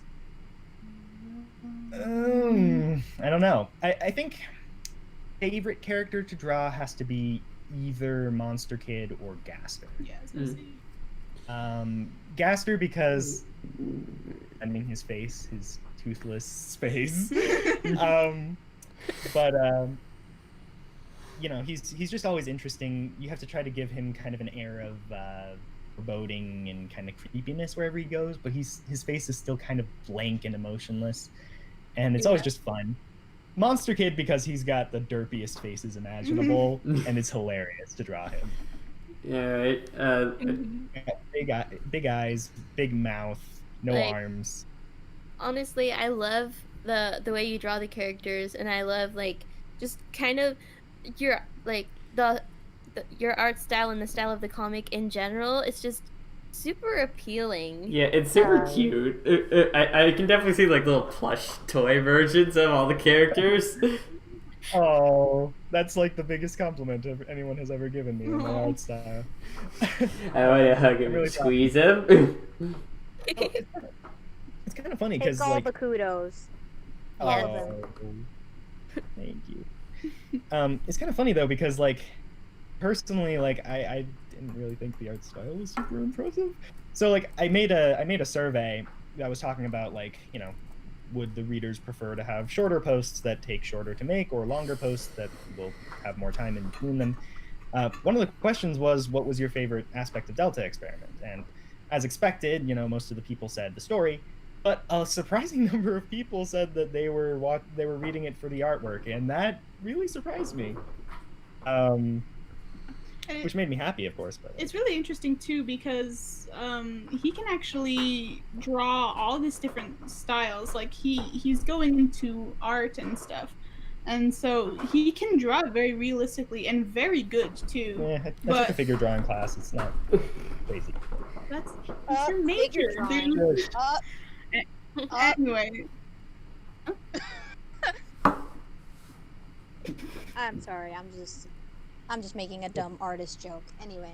oh, you're so good. Anyway, the point is like he really likes drawing like facial expressions. That's Yeah. what he really likes to do, and so I guess the style is like the way that he can do Same. those facial expressions the best way. Right. I mean, one thing about like, I've never done a comic before, and so like my drawing style when it comes to just drawing normal characters is a little different than drawing for the comic. Because in a comic, you know, you have to make sure everything is clear. You have to draw things from a lot of different angles, and you have to draw things consistently and draw them Yeah. over and over and over again. Like if I'm just drawing a picture, like I can draw the characters in Delta Experiment better if it's just one picture than if I'm drawing consecutively. I can get a little fatigued, and sometimes then the art quality starts to drop, and I have to take a break. Yeah, I get But- that for sure. Yeah. Least favorite character to draw would maybe be Frisk. I don't know. It's a little hard to draw her sometimes. So a little small thing. So they are confirmed to her in this story, I guess. Yeah. There is a reason for that as well. Wait, what? For Frisk being a she. Oh, right. One of which is just because, you know, wanted Frisk to be a she because then it's different from Azrael being a he. And then one other reason is because, you know, a lot of people say like, oh, Frisk is non-binary, but like one thing to consider with that is like you have to take into account the context where like the monsters live in this really like country religious town, and Toriel is kind of like an old Catholic mother, and Frisk is like 8 years old in this. And so like would an 8-year-old child really grasp the concept of that, and would her mother grasp the concept of that? I don't think so. And would the child even feel comfortable expressing that? Exactly. You know, And so like if someone were to call Frisk never or mind the think that fact Frisk is a that boy, there's lots of non-binary people who keep gendered pronouns either because they're comfortable with it, they're used to it, or out of convenience or their own safety. You know what I mean? There's a lots of reasons. For sure. And like, so if someone were to call Frisk like a boy, like Frisk wouldn't correct them, but like, you know, she Yeah. wouldn't say anything really. She just doesn't really care about that stuff. But Frisk is biologically a she, and that's what Toriel calls her. Asriel sometimes calls her a they, in the comic. But yeah, I don't really want to get into that super deeply in the comic. It's not a really important plot point, but Yeah. Yeah. I have sometimes gotten comments from people being like that are angry with that decision. But I don't know. I feel like it makes sense. Yeah. Yeah, it's a sore spot for a lot of people because it's hard. Like we've talked about this before, Mhm. that drawing the line on what's canon with Frisk and Kara is really difficult Right. because there's some things like, for example, Kara is a they/them non-binary, no person, no question. You know what I mean? Yeah, or whatever. But that's only if you. But it's not extremely obvious unless you sit down and consider. Well, Kara lived with the monsters for an extended period of time, and they consistently used they/them pronouns for Kara. Whereas Yeah. Frisk showed up for like a day or two, and nobody even knows Frisk's name. You know what I mean? It's like it's Okay. way more ambiguous on Frisk's end. We It's true. literally have Yeah. no clue. Yeah, and So- Char's Yeah. Char's gender is going to be ambiguous for a while. I was gonna yeah. That's gonna be a plot point. But yeah. Yeah. When it comes to first gender and stuff, probably mentioned this before, but in my story, like, they start out They start out. They start. Quiet, you. I'm mumbling. I know I am, but anyways, they start out as non-binary and stuff, and they. But they later like change their pronouns to be female. Like they're born female and stuff, but they became non-binary for a lot of reasons, bullying reasons because she was a tomboy, and yeah. That's a really good like take on it. Yeah, and they decide, like, after living with Toriel and Asriel, who's back to life at this point for a bit, they decide they're comfortable enough with themselves to call themselves a girl again. So yeah, that's one of the small things, like, in my story. Like, yes, they are a girl, but like they don't really act very much like it. Like, No, for sure. like Like somewhat disconnected, like yeah. For one thing, they're of like demigirl. yeah. For one thing, Exactly. they're a fighter, and they. Well, I should say they're not like specifically feminine. And one thing, they're a fighter. They're usually wearing pretty gender neutral clothing, t-shirts, shorts, and all that. And Right. and yeah, they're not very specifically female, but they do Right. that is their preferred way of being considered themselves. Also, it provides Yeah. it provides a cute moment where like Asriel like gets a bit flustered because because for the first night he was alive, they didn't have like an extra bed, so they had to share, and Asriel, of course, being the sweet 11-year-old boy, is like, oh my gosh, I shared a bed with a girl. Wow. No, that's amazing. In Delta Experiment, like the whole gender thing isn't going to be super important to the story. but Yeah. it is Oh yeah. interesting I don't as think it characters. is for most. I don't think it's super relevant to Right. most stories, and that's why so many people go with the let me just make it as ambiguous as possible Yeah. route, or they pick a pronoun or Yeah. Frisk and just roll with it. Yeah. When I'm referring to Frisk, I'm gonna go with a mixture of she and they sort of things. Yeah. Well, yeah. It's gonna be interesting because Frisk, once again, is a she, but she is kind of more tomboyish, like you were saying. like you wouldn't be able to catch Frisk wearing a skirt. Like that's not a thing. Oh yeah, like the one time, like there's like this kind of like the only time my Frisk wears any sort of dress or anything like that is for like formal events where she kind of has to, and she's and like of course, like Azrael's like all like of course, like since it's a love story, Azrael's all like gobstruck, being like, oh my gosh, she looks so beautiful and stuff, while she's just like, man, this is a bit girlier than I usually wear. Yeah. No, we'll definitely have a moment like that. School prom, cough. But yeah. The thing is though, like Chara's gonna end up being a little bit of the opposite of that. Mm-hmm. Where Chara's actually, this is a little bit of a spoiler, but I don't know.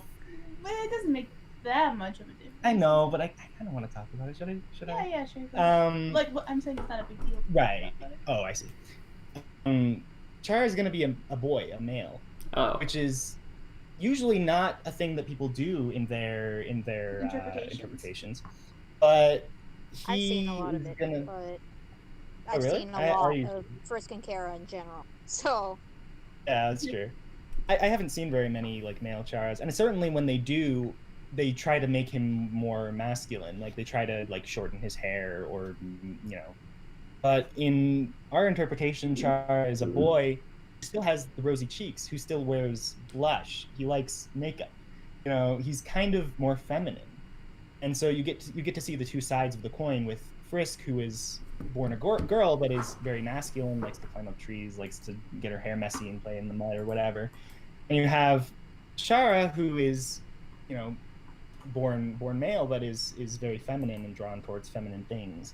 And I feel like having them interact with one another is going to be interesting. But yeah. Yeah.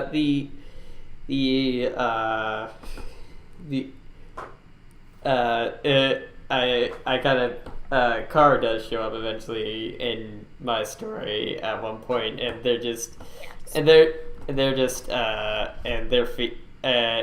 I'm talking about out of the voice specifically here, and they're just female. It doesn't really go much into it because spoiler warning, they're not in it for that much, but Sounds good. Yeah, and also like when it comes to like all the Deltarune stuff, like Chris and all that, they're gonna be they, them, but it's not gonna be like a super big plot point and stuff. It's like, what are they? Whatever you want, man. I have more important things to worry about. Yeah, honestly, that's another reason why I wanted Frisk and Chara to have confirmed genders as well, is because then, like, honestly, when coming up with their characters, we kind of took different aspects of Chris and then kind of pulled them in different directions for Frisk and Chara. Yeah. And so when you combine the two of them together, it makes Chris. Chris is a pure sort of genderless, ambiguous human. Then it'd be interesting if one of them is a masculine girl and one of them is a feminine boy, that when combined you get true kind of neutrality. Yeah. Fusion dance. Yeah, seriously. Yeah, I've seen that comic where it's like Frisk and Kara just like fusion, and they. It's so true. Yeah. AFC squad. I did not know there was a comic of that. I need to see that. Yeah. I haven't seen it in a while, so it's probably gonna take a while to get to that. All right, let's move on to some other questions we have here. We still have a couple more. That's good. What are your favorite character interactions that you've come up with for this story? That have happened yet, or that haven't happened yet? Well, I mean, you could do a mixture of both if you wanted. Yeah. Okay. Well, I already talked about like how Monster Kid banging on Toriel's door and having a black eye from it is awesome. Yeah. you have any ones that come to mind? I don't actually. I It's kind mean- of hard with what we haven't done. Right. I'm Yeah. sorry, it's hard with what we have done because there's so many things that we haven't done that are going to be so interesting. Right. Yeah, like the interaction like Frisk have with like the different students was pretty great to me when they did the Oh. introductions. No, I don't That know. was funny. Well, thank you. It was just like, I think, well, one of the ones that, probably doesn't mean much to the reader, but it meant a lot to me, is actually the school faculty lounge situations with, like, Snowdrake's dad, where, like, he comes in and he's telling a joke tutorial that's disrespectful to his wife. Like, it's subtle, but, like, it shows that, like, he's a little bit of a jerk, even to her. And so, like, when she ends up dying, as she inevitably will, what impact is that going to have on him? And then he kind of bullies the janitor around a little bit too, and like Alphys is kind of just like ignore him. Like that's a really like That's true. out there Yeah, one, I but it's like one it. that I really liked, even though like a lot of the themes are not very obvious. But Mm. I like the moment when the kids went up to the janitor. We call him Tom, Yeah. just because we thought it would work as a name. Tomcat, I guess. yeah, the Gaster followers are going to be important. We like them. Yeah.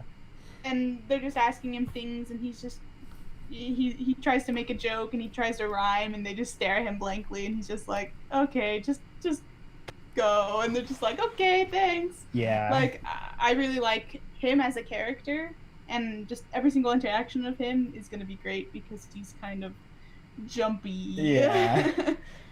Like we don't really have any like we don't have many like original characters for this comic, but the Gaster followers are the few that are like the big ones. But yeah, as for like interactions that haven't happened yet, There's so many. anything regarding Noelle's mom, Yes. anything regarding Oh gosh, I don't know why. Like for some reason, like Noelle is like one of the characters I really want to write the most with my story. yeah. Well, with ours, like she first comes in chapter 4. She's gonna come in. Just I'm so excited for her introduction and for her and Toriel's interactions because they hate each other.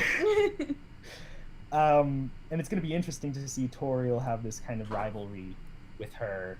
They have a history. It's going to be interesting to get into that. And also, along with that, Asgore's actions with kids and with Chara in particular are going to be really good. I think in terms of character interactions, it's probably it. Mm. All And right. some Gaster ones as well, too.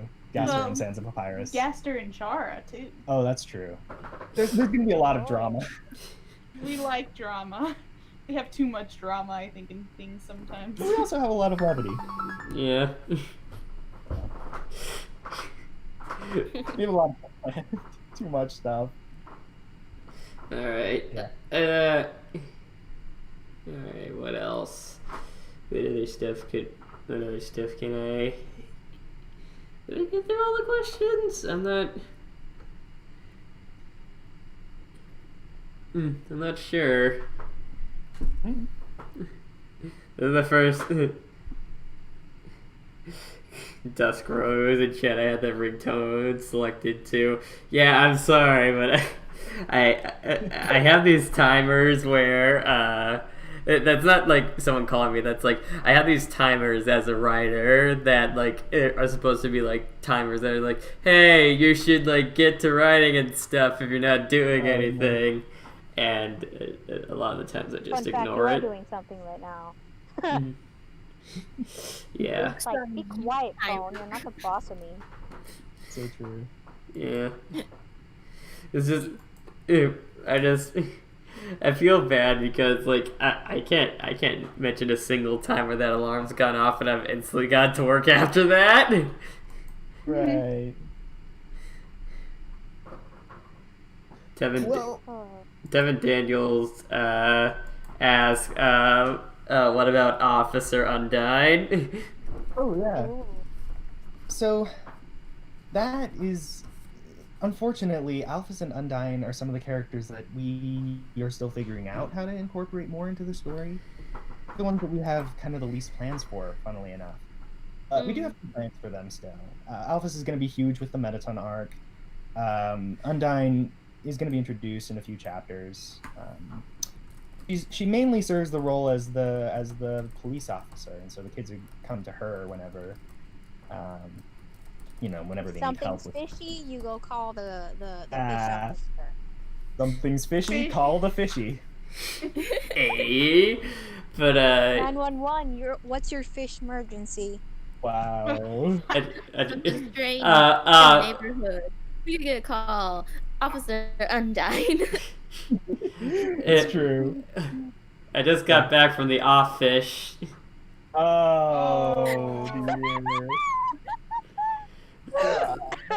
Thank you, J Animations, for giving me that. Oh, Beautiful. Lord. One thing about Connor is that he freaking loves puns. It's true. So probably looking through Snowy's dialogue Oh, yeah. is gonna like showcase what he's like a lot of the time just as a normal human being.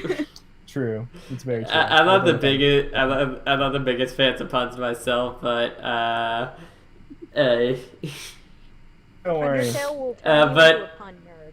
That's but how it is. there are a couple like I'm the person that has to like whenever I'm running for Sans, I'm just like, God, I have to go like ask around and stuff and look up stuff like how to make some good puns and everything, because I don't really pun all that much.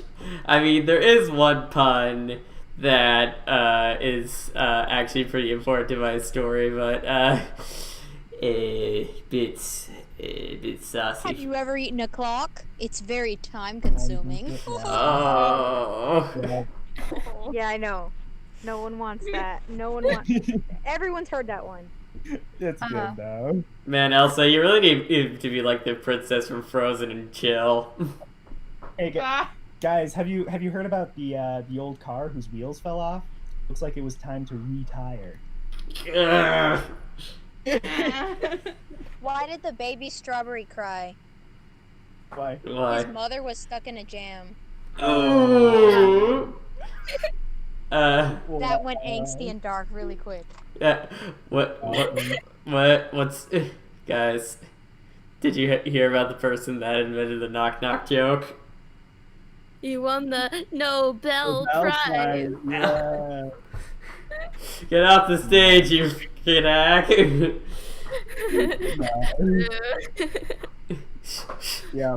Oh, Hey, I hey, made a joke hey. at the beginning of the whole coronavirus thing that went like, what do you call an adolescent doing virtual school in 2020? What? Quarantine. Hey, Hey. hey guys. What does James Bond do every night before he goes to bed? What? He goes undercover. Oh my Oh gosh. my god. Okay, I think it's enough of the. I know where you stole that from, Pasta. This is fun. Yeah. Anyways, all right. I think we went through all the questions. So yeah, I think we're gonna actually wrap up. If anyone in the chat has any more questions, yeah, think of them now because we're gonna be ending soon. Then, Chat telling jokes right now. yeah. Don't punch me. It's your punishment. Oh, wow. Oh no. Wait, speaking of undercover, actually, this is a little off topic, but me and Star, we share a room, so we have like that's the opposite side of it, and we're just like Chris and Azrael. Oh, mood. because Oh, we cool. have we have the ceiling stars. We had them since years ago. It's so awesome. Iconic. Yeah. Yeah. What? And so what we'll do is we'll just like get under the blankets and we'll just like come up with ideas until like 2 in. Yeah. My brother That and sounds I like used me to. and my brother. My brother and I so we were I'm off at college right now, if people don't know, like, And when we were like, for those who don't know, like sometimes colleges have like a day where you can come and like check on what it's like to live at the dorms and stuff, like during the summer. And during that day, me and my brother were like rooming together, and like it was lights out by like midnight and stuff. But after lights out, me and my brother just spent another hour just talking to each other, kind of making bad, also ironically enough, making bad pun jokes. Like the one I came up with was, "Hey guys, why couldn't the big skeleton ride the elevator?" Wow. No, no. I said why couldn't the big skeleton ride the elevator? Why not? Or why? Because they weighed a skeleton. Oh my gosh. Wow. Yeah. My brother. I think if I remember correctly, my brother was like, "If I wasn't so comfy right now in this bed, I would get up and and sock you." Beautiful. Yeah. I'd go over there. Dorms and siblings. Nothing's more nostalgic to me than that. Yeah. Yeah. Yeah. And it's like super fun kind of being like a sibling tag team. Like granted I don't do as much because once again I can't physically draw the comics. Shush, you do plenty. If I did, everyone would be really upset and they'd be like, "What the heck is Delta Experiment doing? Like their art quality has gone down 50%." Not true. You're awesome. The stick know, figures. Yeah. I didn't mention this earlier, but like when you guys were talking about how you have to simplify art technique and art style or whatever to work with a comic, I was thinking that I was just remembering that I solved that problem pretty quickly by making the most oversimplified character designs you could find short of like a stick figure, literally. So it's like yeah, but I mean I dodged that pretty well by just like simplifying the crap out of the characters. Boom, done. Right. Here we have circle, and over there is Like if you see the picture, Yeah. For me, it's just like backgrounds are the worst. Oh, backgrounds suck. Oh, background. Yeah, but a well drawn background, there's like nothing else like it. Yeah. Yeah. But I don't know how it is for you, Goner, but for me, like I can do outdoor backgrounds provided it's like, you know, like foresty type, like, or mountains or whatever. I can do those somewhat easily, but when it comes to things like buildings and inside with furniture, just like geometrical things, is just like scary. Yeah. Honestly, for me, it kind of depends on the shot. Like if it's a good angle, like it's a lot easier. But like, yeah. Yeah. All right. But Yeah. I Yeah. totally put the thing in the wrong channel. Wow. oh dear. Attempt 2. Yeah. All right. Well, I think we're gonna wrap up if that's okay with everybody. So, Okay. No questions about Gaster or anything like that? well, Thought it was spoilers. yeah. Yeah, it is. Hey, guys, can we get an exclusive on how the story ends? That'd be great for our viewership. Oh, yeah. I did make a fan game once. Oh, you made a fan game? Oh, Wow. okay. What was that like? We can talk about that quick. Yeah. Well, originally, so this is essentially when we were doing the original run of Delta Experiment. Of course, our like role plays and stuff were way ahead of where the comic is, and so we were coming to the very end of our role play when things went downhill and the comic stopped and we're no longer in contact with one another. And so for the ending of the role play, I was making like a fan game that I was going to record my footage of and send to them with like the climax and everything. It was kind of like a horror thing where like you take Undertale and you kind of corrupt it and things like that. I don't want to say too much because like a lot of that. What? Sort of, but different. I don't want to say too much. I'm just making a joke. Yeah. I don't want to say too much because a lot of it's going to come into play with the end of the comic. Mm. But yeah, it wasn't super great, but I do want to keep a lot of that stuff. Gasser in general is really interesting. There's one detail I will mention that um, could come into play. Not only is he missing his teeth, he's actually missing a finger as well. If you look in the last comics that feature him on it, The reboot ones. yeah, and the stuff. rebooted ones, his right hand is missing his pinky finger. No, Pinky, he can't Pinky promise. Exactly. The most untrustworthy man alive. Oh my god, that's horrible. But yeah, And he so probably doesn't have enough toes to exactly. So to he's like like an consider. easy You know how skeleton. we technically have like a thumb toe and a pinky toe, and Mm. wow, that's sad. Right. So That's that's sad. just yeah, we like putting in a lot of like little details that'll come into play later. Yeah. But yeah. All right. Tevin Daniels asks in the chat, will Chris be in the comic? No, I don't think so. Which is I mean, you have Kara and Frisk, so what do you need Chris for? yeah, exactly. I mean, like maybe you could do like I don't know, like we've considered doing like a sequence where like maybe they have like share a dream or something, and they're in the same body and they're like Chris or something. But I don't really know. I don't think that really matters all that I much. think what you should do is a super secret ending where they do the fusion dance, Yes, but like way after everything's done. it's like an April Fool's episode. Boop, boop, boop, boop, boop, boop, boop, boop, boop. Or it's just the Dragon Ball music played on kazoos, or the Steven Universe theme. Seriously. Yeah. I can actually whistle the Steven Universe theme pretty well. Cool. Elsa.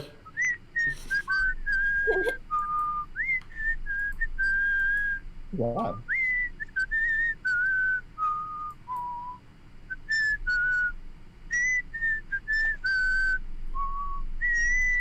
And Steven.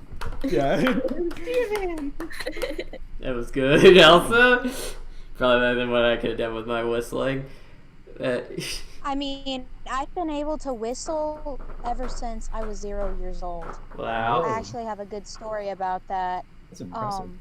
I mean, if I can shorten the story and fit it in before we wrap up, Yeah, go ahead. you guys would like to hear it. Yeah, sure. Okay, so I live in America, right? And in America, it's very common for people to have baby monitors, which is this device that you what's it called? Think like a walkie-talkie, but it only works one way.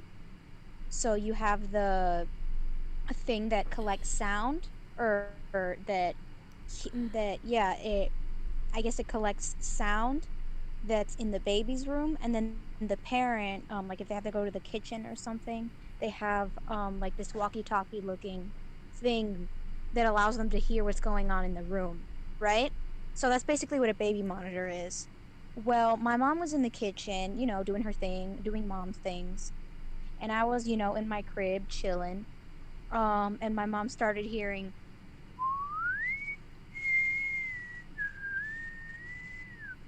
Whoa. and my Okay. mom was like, "Oh snap!" Especially because we didn't live in a very good part of town. She was like, "Oh snap! Oh my god! Somebody's in the baby's room and they're whistling. Oh my god! What am I gonna do? Oh shoot! Oh shoot!" And she's thinking, "Is she okay? What's going on? So someone broke in? How did they get in here? Oh my goodness! I don't know what to do." And then she's And why are they whistling? Are they like a crazy axe murderer? That's like their thing? She wasn't thinking about that. My mom's not somebody who really thinks about things like that. She was just like, okay, I'm gonna have to go in the room and like take him by surprise and take him out, right? Cause like no joke, my mom would like kill for me, right? Mhm. Mama So she bear. goes, she starts sneaking up she goes to see, and she sees me like, you guys know what cribs look like, right? You know how there's like Yeah. that little rail Yeah. part, and like the baby can technically stand up and like hold the top part and just Yeah. kind of look up. Well, I was doing that, and with a little dreamy look on my face, like wow, I didn't know this was a thing. Going. That was me at 0 years old. That's I mean, I wasn't a insane. newborn, but I was like, huh, this is fun. That's awesome. And my mom was like, oh, thank God. Oh, thank God.